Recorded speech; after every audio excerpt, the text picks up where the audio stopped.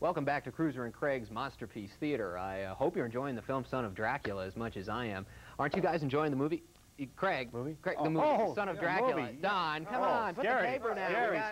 We got a show to do here. Scary. But I don't know. We've seen the ending before, so you know it takes a little edge off the show. That's true. At least just about everybody's seen the ending of this movie at least one time. That's true, but we shouldn't tell it because there is an exciting climax of the film. It's the first mesquite barbecue ever used in a movie in film history. I think it's something to look forward to. Definitely. Of course, the real scary part of this movie is considering something that something like this might happen to you. Yeah. And so tonight we're pleased that Don McNay of McNay Financial Services has joined us this evening to talk about insurance for the undead, ladies and gentlemen. And let me add now that he is in our beanbag chair, which is where our special guest said. We like to call him beanbag guest. Yeah. So how about a big round of applause for our first beanbag guest, Don McNay. If we make enough money on the show, Don, we'll try and get a couch or something. But it's a little, okay, definitely. Low budget right now. Don is normally on the radio show with us too. He's our financial advisor and has made us the successes that we are today.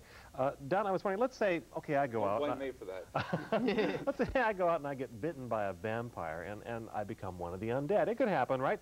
Now, can my family go ahead and collect against my life insurance policy? No, you have to actually be dead in order to collect on your insurance policy. Undead doesn't work. Undead doesn't work. However, they do have what is called a waiver of premium on your insurance. To say you're totally disabled, which undead would be naturally be, then the company will go ahead and pay your insurance premiums up to the point where you turn 65. So that's a nice little feature in there. Also, it helped to have disability insurance of some sort. I see, because being undead would be a disability, like you say, definitely. Right. Well, that'll make me rest a lot easier, especially if I'm sleeping in a coffin for some reason anytime soon. You mean, don't you sleep in a coffin now? Well, yeah, but I don't want anyone to know. It's, okay, it's hard to find lingerie, too, for that sort of thing.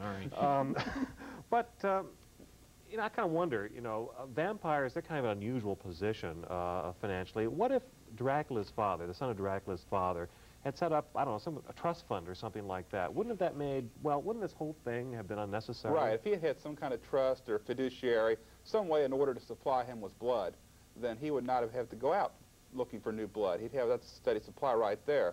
Good estate planning is something you don't think of in your own lifetime, but somebody eventually is going to pay for it, Craig. No, you're right. You're right. And I think that's good advice to everyone.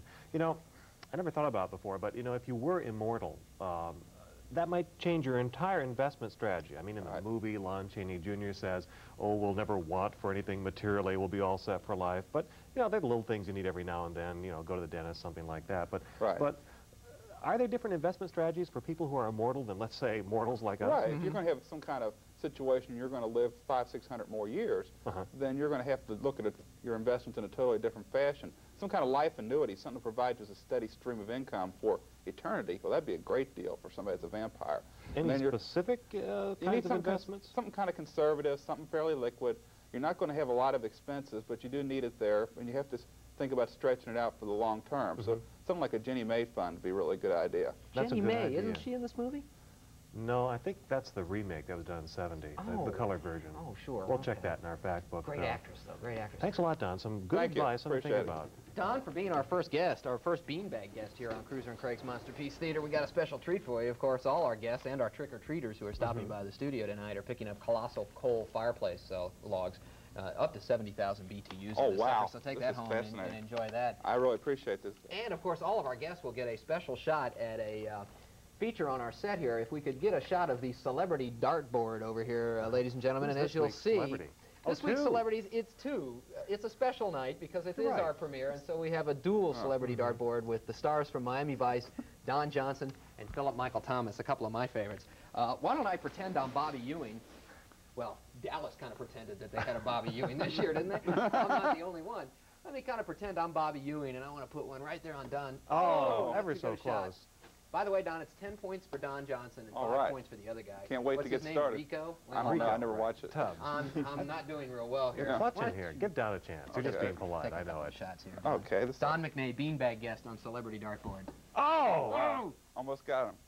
Oh! This will all be edited out, Don. Thanks. Thank you.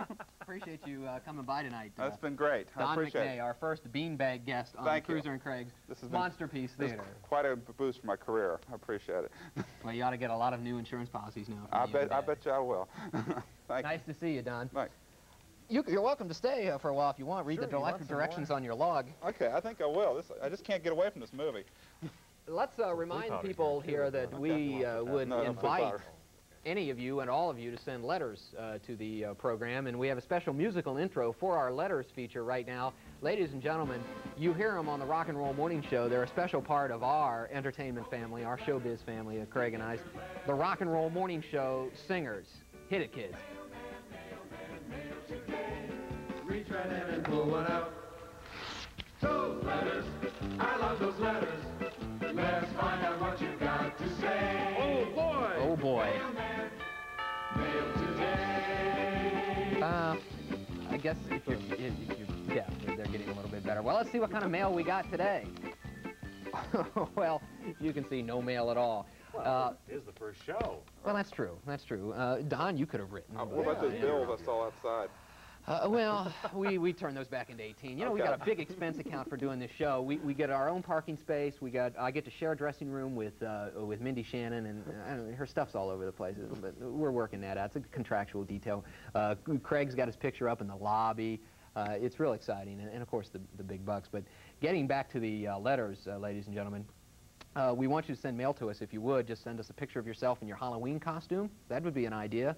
Or what sort of movie you'd like to see, or any comment on the program. Send it to Cruiser and Craig's Monsterpiece Theater, care of WKQQ. We're going to send it to the radio station. P.O. Box 100, Lexington 40590. Or if you're too lazy to write, you can call me. And my home number is... not tonight. Call right now. Not tonight, guys. Not tonight. Well, let's get back to our movie, Son of Dracula, our first feature on Monstop Hardly wait. Theater. 5-letter word for smegma? Do you know that?